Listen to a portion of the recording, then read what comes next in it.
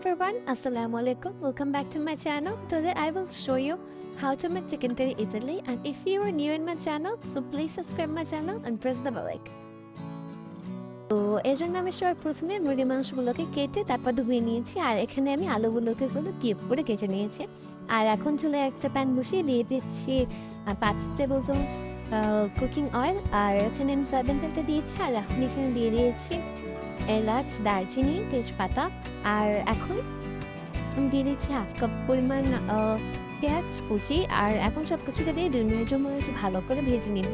পেঁয়াজটাকে ততক্ষণ ভেজে নিতে হবে যতক্ষণ না পর্যন্ত যাতে একটা লালচে বাদামি কালার চলে আসে। আর তারপর এখানে দিয়ে দিতে হবে 2 চামচ পেঁয়াজ বাটা, আর 2 চামচ পেঁয়াজ বাটা দিয়েছি। আর এখনই দিয়েছি হাফ চামচ আদা বাটা আর হাফ চামচ রসুন বাটা।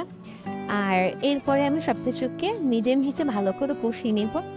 আর এই মশলাটা কষানো হয়ে গেলে এখন গুঁড়ো মশলাগুলো দিয়ে দেবো। তো প্রথমে দিয়েছি 1 চামচ ধনিয়ার গুঁড়া, আর এখন দিয়েছি 1 চামচ হলুদের গুঁড়া, আর 2 চামচ মরিচের গুঁড়া। আর ঝালটা আপনারা অবশ্যই আপনাদের টেস্ট অনুযায়ী দিবেন। আর তারপরে গুঁড়ো মশলাটা দিয়ে একটু ভালো করে কষিয়ে নেব। আর এখন দিতে হবে একটু পানি, যাতে মশলাটা পুড়ে না যায়। পানিটা দিয়ে মশলাটাকে খুব ভালো করে কষিয়ে নিতে হবে।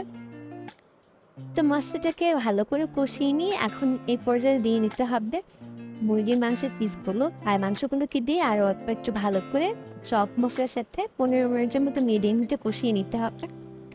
আর কষিয়ে নিয়ে এখন ঢাকনা দিয়ে দেবো। ঢাকনা দিয়ে কিন্তু 2 থেকে 3 বার মতো ঢাকনা তুলে একটু নেড়েচেড়ে দিতে হবে। আর তারপরে 20 মিনিটের মতো পানি ছাড়া এটাকে ঢাকনা দিয়ে কষাতে। আর এর মধ্যে কিন্তু ঢাকনা তুলে মাংসের ভিতর নেড়ে দিতে হবে।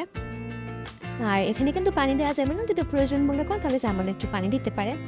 আর এখন আমি সব কিছুকে একটু ভালো করে কষিয়ে নিয়ে এখন দিয়ে দেবো আলুগুলোকে দিয়ে সব কিছুকে আরও একবার মুরগির মাংসের সাথে ভালো করে কষিয়ে নিব 5 মিনিটের মতো। আর এখানে কিন্তু মিডিয়াম টু লো হিটে এই সব কিছু ভালো করে কষিয়ে নিতে হবে। আর এখন ঢাকনা দিয়ে 5 মিনিটের মতো রাখবো।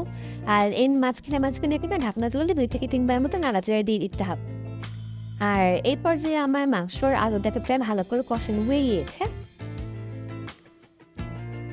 আর এই পর্যায়ে দিয়ে দিব গরম পানি, 3 কাপ পানি দিচ্ছি।